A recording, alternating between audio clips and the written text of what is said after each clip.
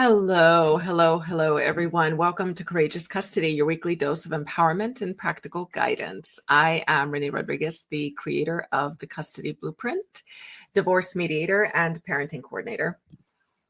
And I am Achara Tarfa, a level 3 trained internal family systems practitioner and founder of the Global Trauma Institute.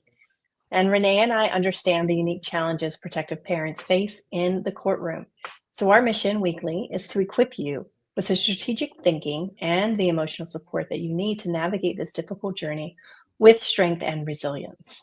So every Thursday at 7 p.m. Eastern, we're going to go live on YouTube, Instagram, and Facebook, bringing you inspiration and insight from stories about courageous parents who have walked in your shoes and emerged victorious in big ways and small, and practical strategies from us to help you advocate for your children and manage your trauma as you go through your custody case. So let's dive in. We are not giving legal advice or therapy. And if you're feeling triggered, please take care of yourself, step away, and maybe come back and join us in the comments. So today's topic is, why do family courts sometimes overlook child abuse claims? This is such a frustrating thing to have happen. It's important to discuss this right now, as this is the first week of April, which is Child Abuse Awareness Month. It's a time for us to shine a light on this very serious issue and to help provide information to protect our children. But yet, why do courts overlook abuse claims? And it's a question that we get so much, and it's usually a question that we get in frustration, right, Achara? Yes. I mean, and absolutely. There's a lot to this, right? First, we have to remember that courts are going to prioritize what they perceive as concrete evidence, right? Emotional and psychological abuse, which is, some psychologists say is more devastating than physical abuse, is a lot harder to document than the physical abuse, right?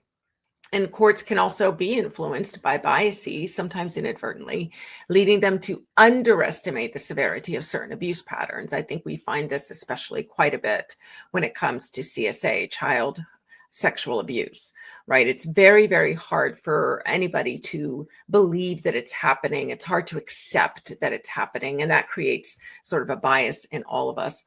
And then we've got to remember, they can be influenced by the abuser themselves, because these narcissists are charming. These are the same, people who made us fall in love with them, makes the people around them fall in love with them, right?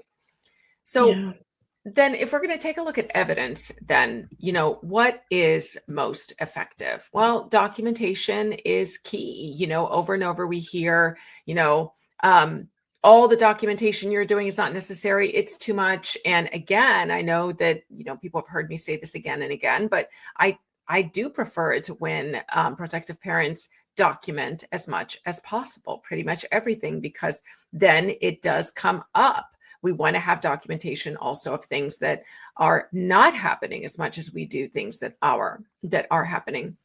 So, my preference is to say that you want to keep detailed records of incidents, dates, times, specific details, right? Get the medical records, psych evals, witness testimonies. That can all provide crucial support to your claims. We need to bring that in. And it's also important to bring it in a clear, organized manner that is going to directly address the court's concerns. What is relevant to the court? What is important and compelling to the court, right? And there comes a point where you kind of have to say, well, what if I'm not feeling heard, right? I'm coming in, I'm bringing the evidence, I'm showing everything, and it's rough. It gets really rough when you're going in and you feel like you're showing everything. But at that point, then you have to document everything that's happening in the court. Right. And a lot of people kind of feel like, well, if I bring everything in about the court, then what I'm doing is I'm trying to get the judge to recuse herself. I'm trying to, get some of these people knocked off the case who aren't seeing what's really happening. But that's a difficult thing to do. And it's not really something that I overly recommend. I think when you're keeping track of every interaction with the court, and this is just me speaking as someone who is a strategist and so is always thinking strategy, that's where I'm going to go. You're taking a look at everything that's happening in the court and you're deciding, okay, given the way that this court feels, given who the players are in my particular custody case, how then do I move forward? Which evidence do I present? Which evidence do I not? Right? You want to make sure you have a good lawyer. You want to make sure you've got somebody who, if possible, has a background in domestic violence. I think a lot of lawyers say that they have experience in domestic violence, but really what they're saying is that they have clients who have suffered domestic violence. And that's because 75% of cases that go through the family court system have an abuser who is one of the parents, right? And so, yes, technically you could say that you do have that experience, and some of these lawyers do well with that. But I think it's helpful when they really, really get what a narcissist is like, right? And then I think anytime there's abuse, it's important.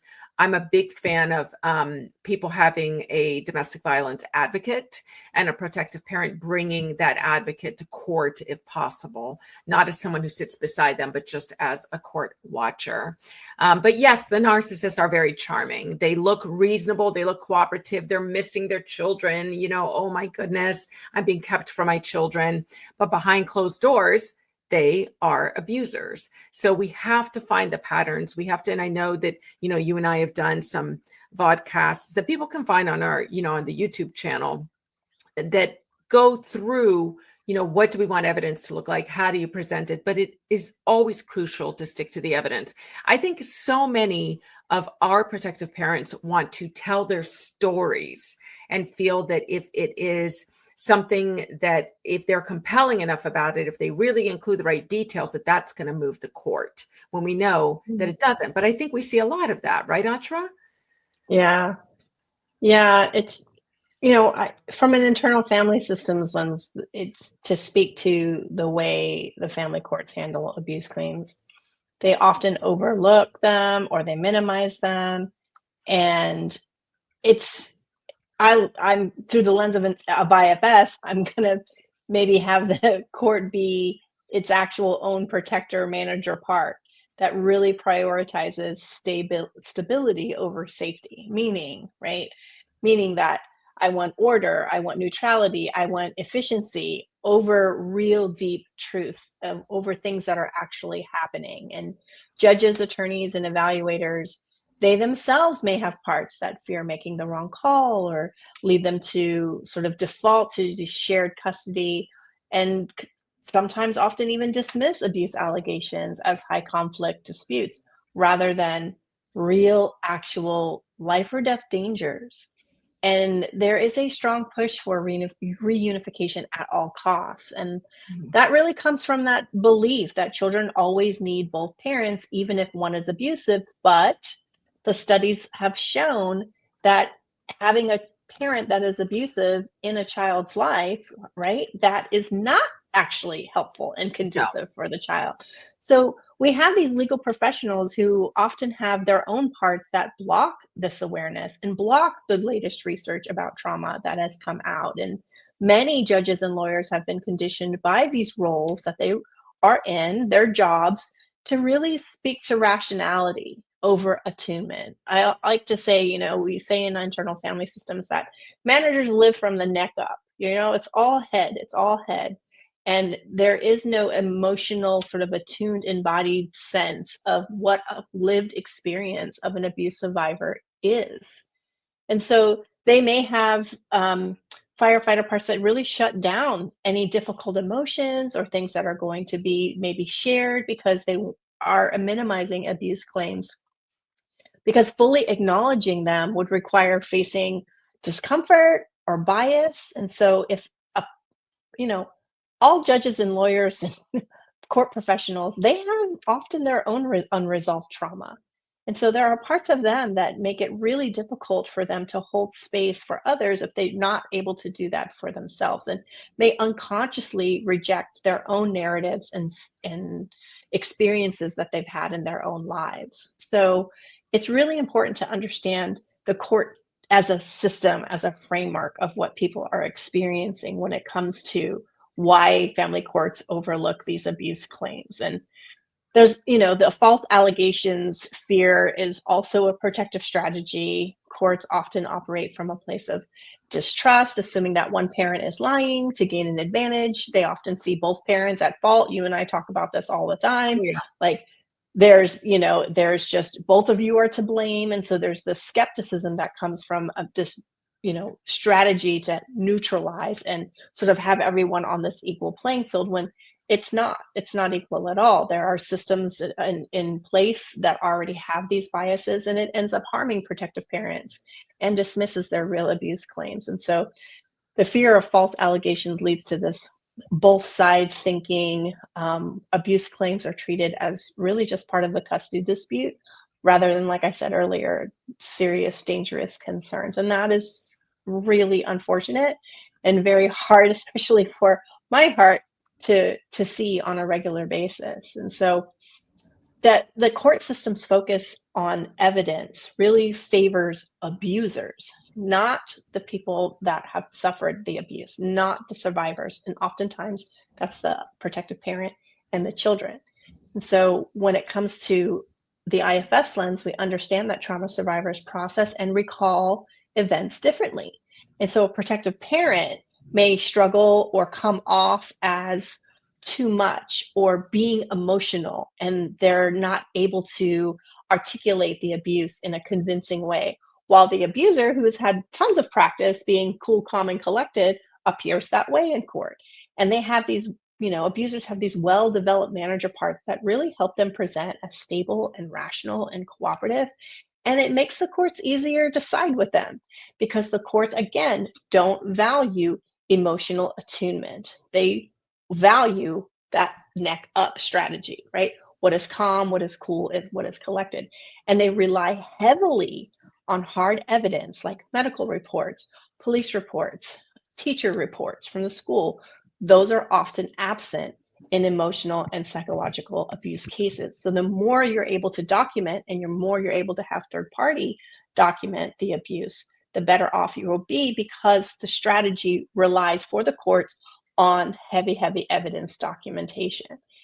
And, protective parents can really navigate the court system using internal family systems because there's a place of self that can, as Renee was talking about earlier, from a strategic standpoint, instead of reacting from fear or desperation, which courts might misinterpret as instability, we can be self-led and be calm and clear and also operate from the neck up. That is possible to be able to do that as well and prepare for court with an IFS informed sort of emotional regulation. So we can work with the parts of us that are triggered, often work with parts of us that want to lash out or freeze or become overwhelmed, and find allies within the system. There are some professionals, like you said, Renee, a DV advocate. There are professionals that can help with the compassionate space that one needs when they're dealing with an oppressive, particularly family court system. And having that self-energy where we're able to really listen, even though a narrative that is being said may not be one that your system likes to hear, there are ways in which you can endure it and get through it and let that not lead or react when you're in the courtroom. So you can challenge systemic biases as well, like naming the court's tendency to dismiss abuse while staying grounded in self-energy can really expose those dynamics without triggering any of the defensive parts of people in the room as well. And particularly having this documented and, anytime that happens, whether it's in the courtroom or outside of the courtroom, anytime you see some sort of systemic bias, whether it's in relationship to a guardian ad litem or whomever, it's really important to document, because again, courts see evidence. And they're really going to want to see that in order to make that case strong for someone who's being abused. Oh, I can't hear you. The more written stuff that is, given to court professionals, turned into court, the more that's part of the record, the better your chances of appealing. Appeals are almost impossible to win, but if you think you might appeal, then yeah, getting that stuff in there. Right? Yeah, absolutely. That is all for this week's episode of Courageous Custody. But before we go, thank you so much for joining us, whether live or in replay. We're so grateful to have helped in any way we may have. We have some great takeaways for this week. We want to focus on evidence. Excuse me, I'm stumbling a little bit. I need a little bit of water. We want to focus on evidence. We want to make sure that we are understanding what the court is going to find most effective. And we want to think about what steps it is that you want to take when you feel unheard. And then, do you have any takeaways that you'd like to talk about? Yeah, so again, document everything. If there's any bias there, or if it's suspected, document that. And learning again, responding instead of reacting. And I hear this all the time. I get overwhelmed. I get overwhelmed. Being able to work with those parts that get overwhelmed and prepare for that beforehand is going to be huge, huge Yeah. for the case. Yeah. Yes. So join us again next week here at 7 p.m. Eastern. You can like or follow or bookmark us so that you can get the notifications and not miss a thing, because what we're talking about might just catch you just when you need it. Yes. And leave your own comments below.